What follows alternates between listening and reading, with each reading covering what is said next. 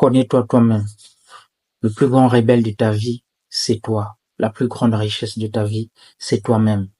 Le lion ne mange pas des légumes, ce n'est pas par manque de moyens, mais c'est plutôt par connaissance de son ADN. Le crocodile est un reptile à sang froid, semi-aquatique, mais il passe la plupart de sa vie dans l'eau. Ce n'est pas par hasard, mais c'est parce qu'il connaît ses limites. Tu connais la situation de ta famille, tu ne dois pas t'inventer une vie. Accepte cela et travaille sur toi. Ne sois pas impressionné par des vies inventées.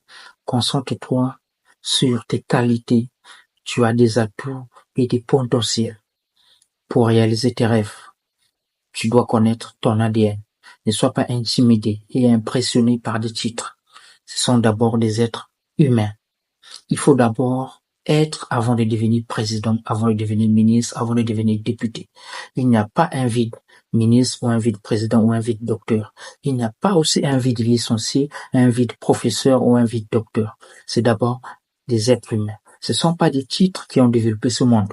Celui qui a inventé le premier téléphone, le premier ordinateur, Microsoft, ce ne sont pas des docteurs. Celui qui a formé le premier docteur n'était pas un docteur. Celui qui a formé le premier professeur n'était pas un professeur. Celui qui a même formé le premier pilote n'était pas un pilote.